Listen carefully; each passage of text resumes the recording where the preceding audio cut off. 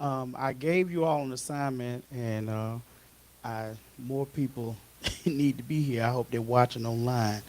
But this is, as I stated, and we have a handout coming. As I stated a couple of weeks ago, I did not like how I was made to feel um, regarding members and family members' final affairs. If y'all coming, come on. All right. I did not like how I was made to feel. It put me in an awkward position. And I don't. And let me say that um, if you are the type that you just expect your family to figure everything out, or people to figure everything out after you gone, and you ain't got nothing to worry about, I don't like you right now. That's not cool. I love you, but I don't like you right now because that's not cool. That's and that intensifies the grief. Okay. Um, I will say this, and Bishop Weaver will talk later about it, but you need to check and see what kind of life insurance you have, if you got it, and if it's any good. And if you have not borrowed against it, if you don't have any, you need to check into it and get some. Why? I love you, but I'm not going to bury you. Okay? I will say let them stay at the hospital, in the morgue. Give them 30 days. The county would do away with you anyway. So if you don't, and unfortunately, there are a lot of Christians who are like that. A lot of preachers who are like that. What did I say about GoFundMe last time? What did I say? I don't like it, and what else? I don't. If you put up a GoFundMe, I don't know you. So and don't that's tacky. So Kay, can you see how many we got there? So tonight, I have a full handout for you. It should be enough for everyone present, and some extra copies. This will explain some of how we operate, so it is known. I gave you some details last time, but I've put it in black and white so that you understand, so that you see what's going on. Um, so it's this is no joke. All right. So let me have one first. Mm. So please keep up with this. So we're gonna go through it, but I want you to take time to fill it out. We're gonna cut the camera off in a little while, but this is because we need to have this on file. So these are, and it can be changed at any time, but we need to have, as a member of this church, we need to know, as bishops within the organization, we had to fill one out. I have to go back and finish mine. It's important. Why? Because any of us can drop dead at any time. So don't think that you're gonna live. I don't understand why, especially why saints think that they're gonna live forever. Because we're not. Okay. So let's look at the first page. The term rite of passage has its roots in cultural anthropology, and I gave you what anthropology means. It is widely used to describe life's major thresholds. Arnold van Gennep is the leading figure in the concept of rites of passage. You can look up who he is later. Okay, if I was preaching, I'd tell you who he was, or writing the paper. He offers the following definition: rights which accompany every change of place, state, social position, and age. One thing I liked about when I was working in the secular arena, they say, what is it? You can update things with your insurance anytime that there's a change of life. Okay? All right? He describes three phases of transition: a symbolic detachment from an earlier social structure; B, an intermediate period of ambiguity; And C, symbolic visiture with the rights and obligation of a new status.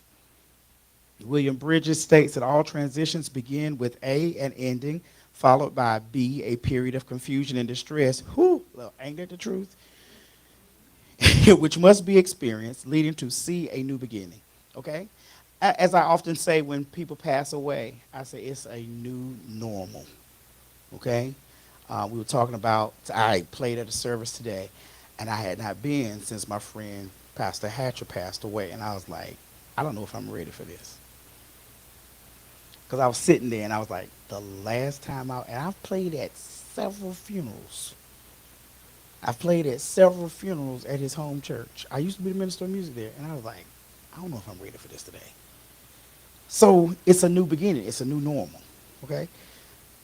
Rites of passage mark and define life's primary transition points as they enable us to define our current former state, recognize our current upcoming change in social structure, understand the occurring transitional process, and integrate our new role into the community. All right, so there are three primary rites of passage in public worship. So the first one would be after you've joined the church and been baptized, would be parent and child dedications. We do not say christening. All right, we say parent and child dedication. We say parent and child dedication because a lot of times that parent needs to rededicate themselves.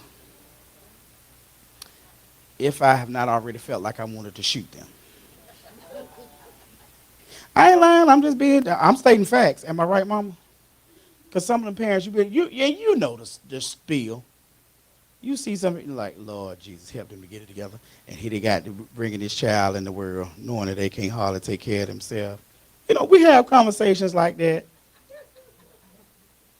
You know we do, because I do. And he said,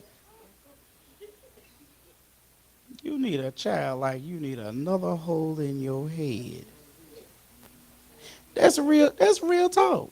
Okay, let me say this. And while we're on the runway, I remember growing up that first of all, I'm not into bringing somebody in front of the church if the young lady has gotten pregnant and letting the gentleman stay out there. I ain't into that. I'm not bringing you up before the church. Okay? You know how in old school, yes. Yeah, you ain't got to worry. I know sometimes they be called church conference, and I was a little boy. I'm like, Lord, who pregnant now?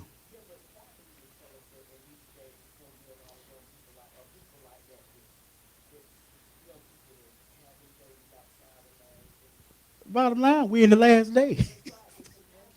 Right. Right. I listen. So that is one thing out of many you don't have to worry about me doing. Okay. I would not make a spectacle. I would say, if you are in leadership, you need to be mindful of that. You need to think about if you're in leadership now, why is going on? What would happen if this was, hey, if I was to be with child? You have a conversation with me. I ain't gonna make you feel bad about it.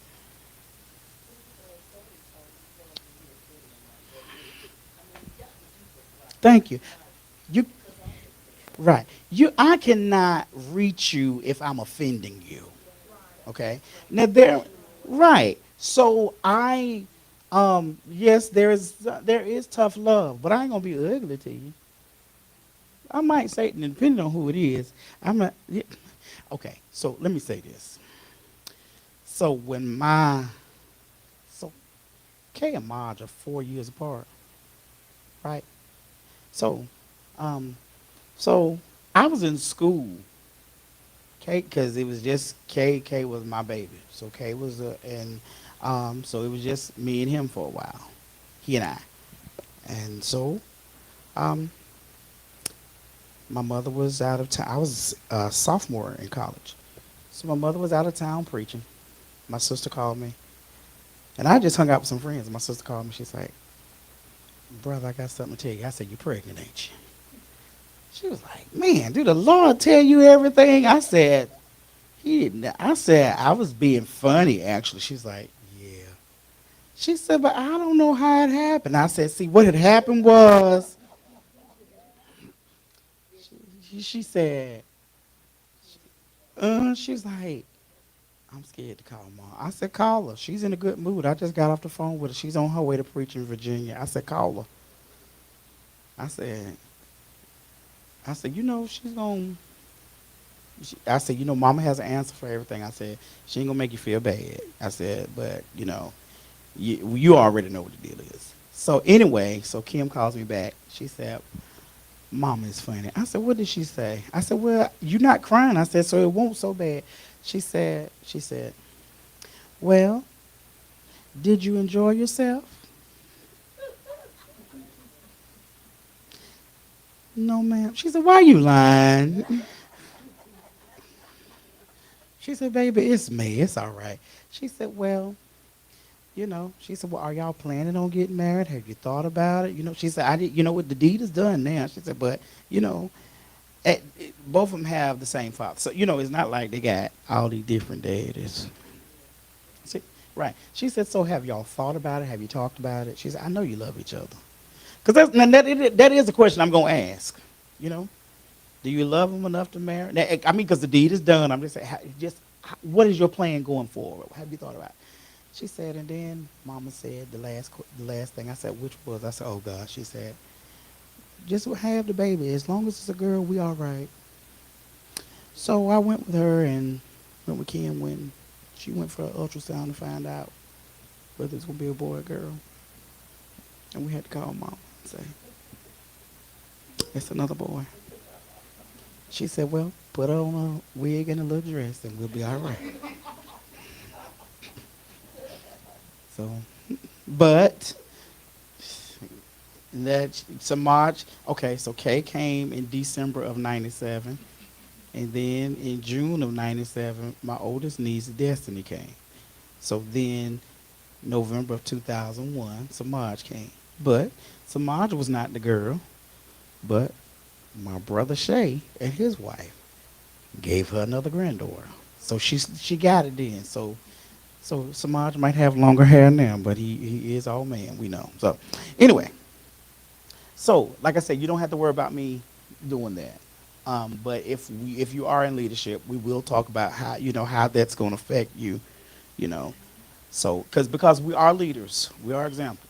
If it happened to me, if I because everything works. So if I got a young lady pregnant,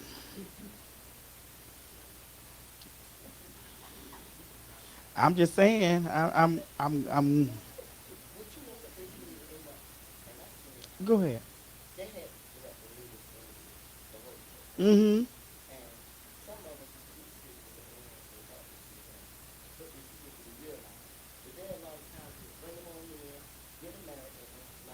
Mm-hmm.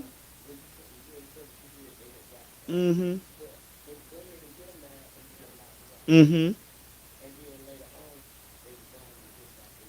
Right. Mm-hmm. It is. And that's what mama told Kim. She said it's a blessing. She said, she's they do.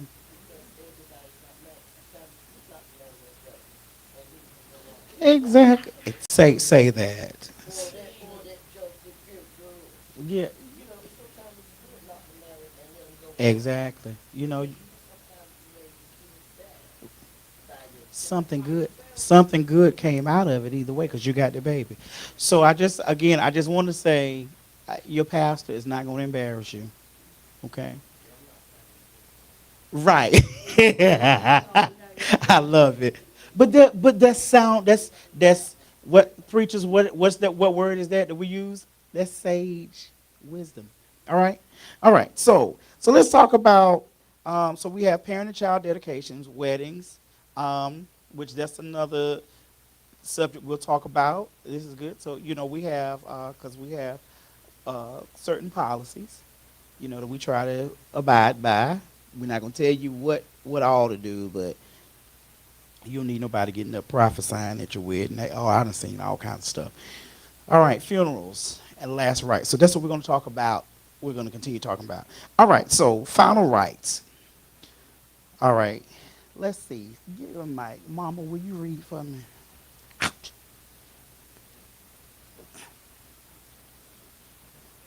All right. Does everybody have a copy? Okay.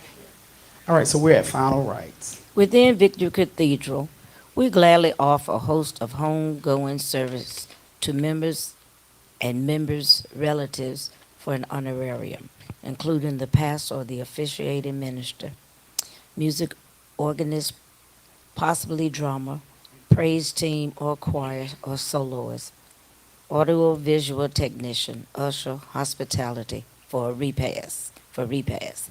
If someone other than our pastor is requested to eulogize, this is to be cleared with the pastor, not his representative.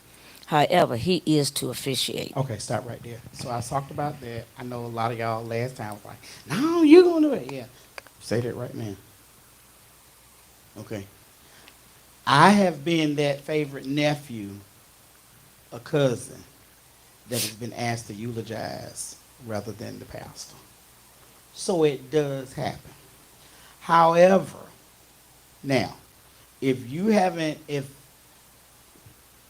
okay, so say it was a member, someone, and this does happen, someone that was a member under Mama's administration. I was not their pastor, I was there. 9 times out of 10, now I'm gonna say 10 out of 10, hands down, she preaching that funeral. I'll be there. I'll officiate because I'm the pastor now. No, you the eulogist. I didn't know them as their pastor. And in some cases, I did not want to know them as their pastor. Because there was no telling what I might say. Like a funeral I played at today, the pastor emeritus said, yeah, y'all talk about he was so sweet and so this and so that. He said, but you know I'm going to tell the truth, right? He was, he was, um, he was a strong man. That's what y'all saying. He was like, I'm going to say it this way. He was a strong-willed man. So, so you know, certain and it's happened. And This other lady said she would cuss you oh yeah, so this and so I was playing in church and this lady she died. Oh, mean as not mean as a snake, mean as a rattlesnake. And I said I want to see how this pastor is gonna fix this. He said she was mean and would cuss you out. I said yes she would. Because when I got there, she said, Bishop, she said, I don't want you to cuss.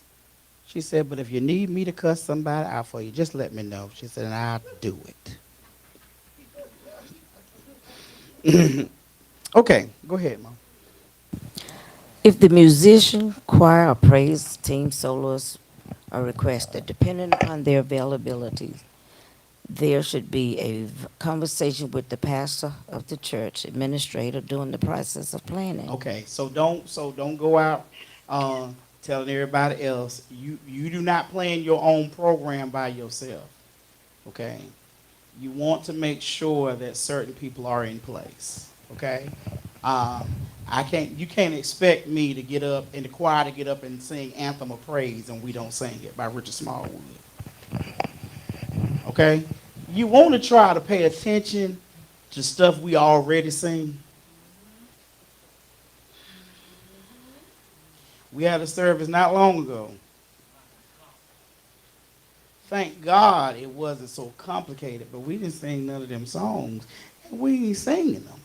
So I will accept one request, and I didn't, different strokes for different folks. Might take one request, and a lot of times request a solo, but don't if it's something that the choir doesn't already sing, don't do it. Okay, go ahead. Musicians' fees are as follows. Go back. Uh-huh. Wait a minute. Go read that regardless. Regardless to membership or non-membership, the expense of the musicians are the responsibility of the family. Say that again. regardless to membership or non-membership. The expense of the musicians are the responsibility of the family and to be paid prior to the service. Before they strike a note, before they hit a drum beat, get their cash out or cash. Because everybody's check ain't saved. Okay? Seriously. Before Samaj and Josh strike a note on Sundays, a lot of times when I sit there and during sound check or right before service, before Josh get it, his check is sitting right there at the organ. Marge been walking back and forth, so my Wanda didn't hit him up anyway. You want to be paid? Hey, when let me explain this. And we do preachers like that, except in house, we'll raise an offering or either give you a check. Listen, don't you when you have done your job and you've prepared yourself, when payday comes on Friday or your direct deposit hit, don't you want to be paid? You don't want to be running around wondering what's wrong, why I ain't been paid, right? Right. But we feel the same way as musicians. Mm-hmm. Ain't nobody. Right. See. What your cousin tell you want to look at me? Oh, I had a cousin that, first of all, I didn't know this chick was my cousin until she called me to get married. One of my father's sister, I'm going to put it this way that moment, this right now, because she was not my aunt at that moment. Don't be calling. If I tell my mother that Mario and Mommy do not come as a package deal anymore, unless it is regarding, even, because she's retired. When people say, you bringing your mama with you? She got a schedule of her own. Call me to preach. Why you didn't bring your mama? She at home with Toby and the dogs. She's somewhere at the Goodwill, or she doing something. I don't know. She line dancing at the movie bowling, doing something. You know, we don't come as a package deal.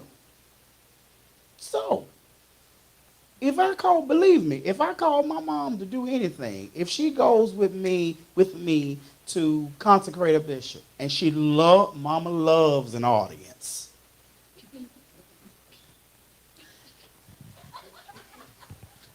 I'm gonna tell you why I say that. Okay, I want Natasha in. At the last consecration, she gets up, has her hat on, knowing she was on program to pray. She did this Monday night. She's gonna sit out here. I said, I done told you we doing this interview. Why are you sitting right there? She gonna get up and didn't whisper. I ain't have time to practice my prayer.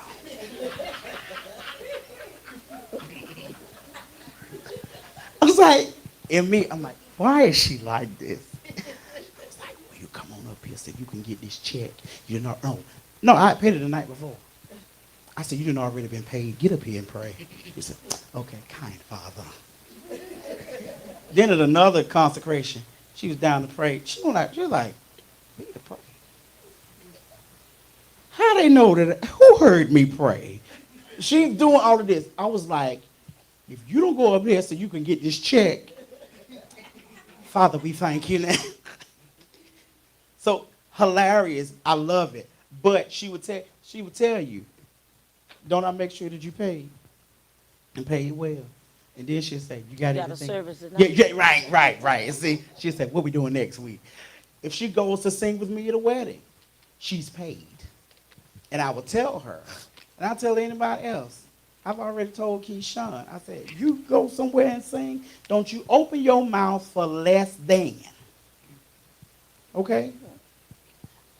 So, because I had a cousin that told me, well, yeah, we related. I ain't seen her since she got married. That was 20 years ago. Don't even know if they still together. I told her what my fee was. She was like, what?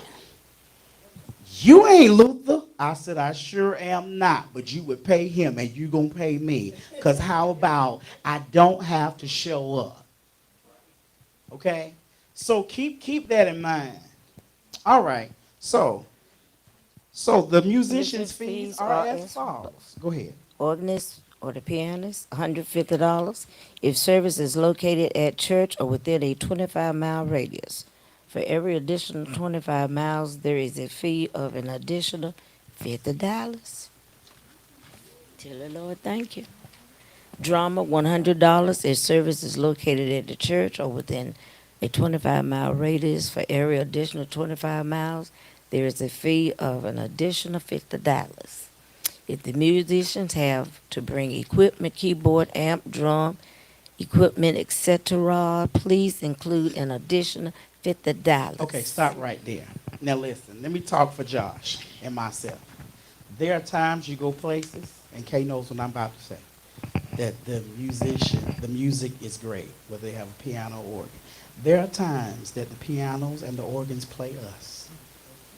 We don't play them. I was having that conversation today. And I was talking about my late father and mother, who neither one of them played an instrument.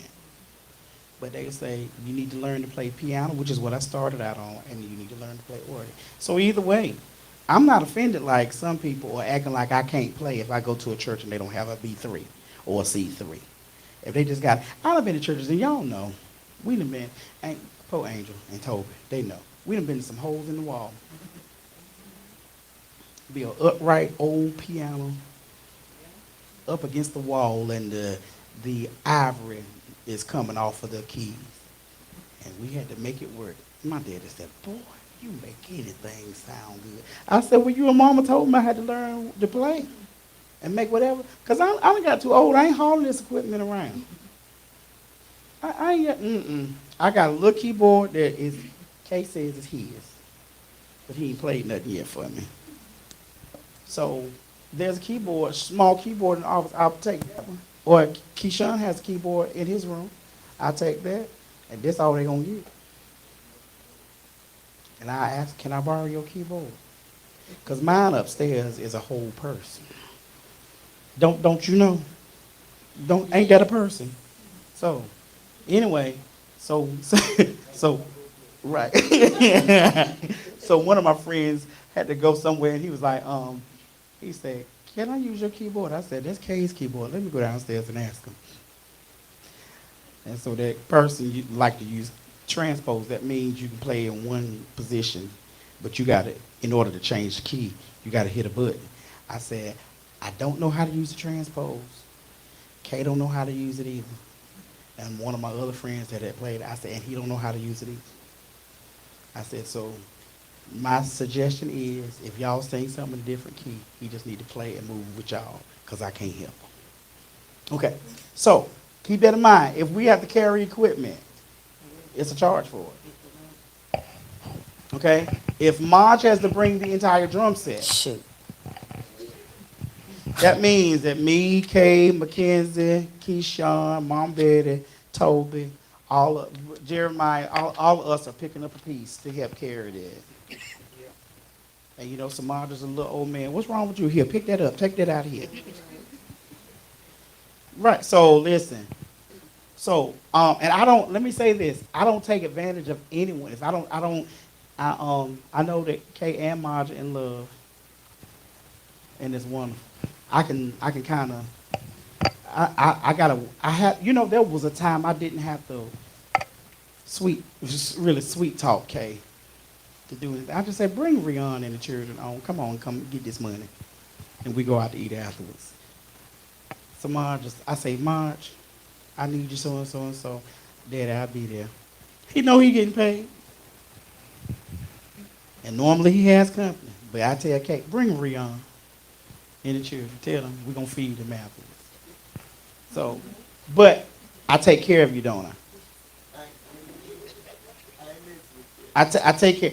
I made my Vivian almost fell out like she did Sunday. Yeah, you were still down, so. Who? My Vivian. I take. She was just so calm. So anyway, so we were ushering. She was ushering at a national service, and I walked up and I said, "Here you go." She said, "I take care of my people." When it's a consecration, if you're down to read, you get a check or a cash app or cash for no more than $100, or no less than $100. So when I go somewhere, I told y'all this person asked me about having how much it would cost for me to do a apostolic affirmation. I said if I come by myself, it's this. If I bring my team, it's $5,000. I bet they didn't want that. Okay, thank you. Mm-hmm. Cause if you going with me, I'm gonna pay you. Okay? I'm not cause you are worked in my budget. And I call some people and say, can you? Will you? You know you can. Bishop Braxton Mercer, Bishop Pickett, we were in a service. And I'm slick about it. I was sitting there and I looked, I said, check your cash app. They looked at me. Got to quickly. Check your cash app. Oh. Okay, check your cash app. Marge, check your cash app. Samaj would get off the drums and turn in a circle. Like, sit down. Toby, come here. So, I'm trying to see. We're trying to get Toby and my baby to get a cash app. So, she won't do it. Oh, okay. All right. So, anyway. Both of y'all saying she won't do it. Okay. Jill got So her hand I'm up. gonna Jill keep got her moving. hand up. Yes, dear. Oh, you said no. Oh, okay. Okay. So I'm gonna keep moving for the sake of time. Thank you for reading, Mama. If Right. If the pastor is officiating, eulogizing in-house or within a 25-mile radius, there is no honorarium. If the service is further than home or outside the 25-mile radius, an honorarium is left up to his discretion. So I'll tell you, you at least give me gas, man. Okay? However, our pastor will graciously accept a gift of love if you desire. Okay? If you wish for the church administration team to provide programs, if you don't do it with a funeral home, because sometimes they do, we will provide a complimentary gift of 100 programs with the color front, free of charge. If there are more than 100 programs requested and several pictures, designs, and a partridge in a pear tree, a designing and printing fee will be charged. Okay? Okay, because all of that takes time. All right. The suggested types of services. Number one, public visitation at funeral home or church the day prior to the service, or a 1-hour visitation on the day of the service and the funeral. Number two, public visitation at funeral home or church the day prior to the service, a 1-hour visitation on the day of the service with the funeral, and cremation is up to the family's discretion. You don't have to worry about me saying why be burnt twice. I ain't saying it. It's your money. Number three, direct cremation with memorial service, urn, and pictures. Okay, so those are your three options, and that is what the funeral home a lot of time will tell you. Additional house rules. We allow viewing prior to the service and during the visitation processional. Once the casket is closed, it is not reopened. This will be a travesty. Let me put it this way. Once we have worked to encourage you and uplift you, you go back and do that all over again. And I've had people try that I was just officiating. Okay. Now, however, I'm going to say this. Y'all, even though I was officiating, that was not my church. He was not my member. But y'all still acted like you had sense. What I mean is, folk get up there, because I know folks. I have professional funeral goers in my family. They would try to pull the person out of the casket. No, take me. Take me. Go ahead. Mm-hmm. So, Two, committals are encouraged to be done right after the eulogy, especially with the church not having a private cemetery. Now, if it is very hot outside, if it is very cold outside, if it is raining, you know where the committal is going to be. And I ain't just going out there. Once the committal has been done, I'm not going out there to just sit with you and pray a prayer when I've done everything I need. I ain't saying ashes to ashes and dust again. However, the pastor officiating assistant ministers will travel within a reasonable driving distance. Now listen. So, now this is funny. My baby girl called me on the Saturday morning of Deacon Jackson's mother-in-law's funeral. She said, Daddy. I said, yeah. She said, Are they having a repast? I said, uh-uh. She said, are you going to the cemetery? I am not. I said, I'm doing the committal at the service. I said, why? Because the cemetery is 40 minutes away out there where grandma lives. I ain't going out there. So what you want to do? I was just wondering, could we go eat and go to the red girl? Or do you want to go right now? I'll gladly go. So keep that in mind. All right. All right. Number 3, the pastor, appointee, or assistant minister will meet the family at the home prior to the service if within a decent driving distance for prayer before leaving the service. Yes, ma'am. I was talking. I said my baby girl. Mm-hmm. I was you. Yeah, it was you. Number 4, Bishop Wanda Deloach Weaver. She's the pastoral assistant of congregational care. All right. And Bishop Natasha Johnson, pastoral assistant of administration, will be in touch with the family and assisting myself or Apostle Patterson in planning the details of the service. All right. This is a working document, so items may be added as deemed necessary. All right. So now turn the page.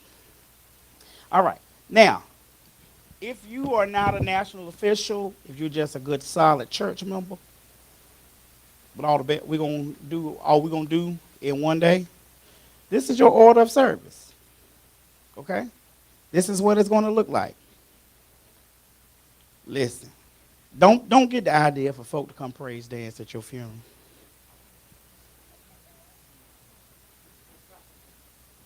You know what? I might allow that for you. Because but because you're who you are.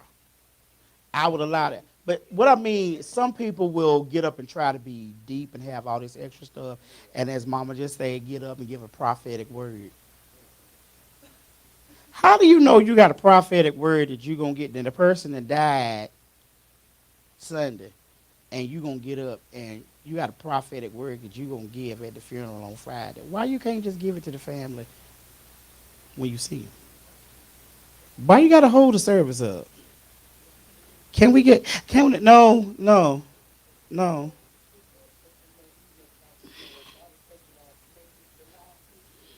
But not at the service. You done seen them at the house.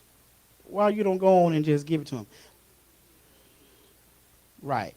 So anyway, this is if you are not a national official or jurisdictional official, such as like a jurisdictional bishop, overseer, supervisor, women, anything like that, you can use this one. Now, okay? If you are one of the aforementioned, the next 2 pages are yours. You have about 15 minutes. Mm-hmm.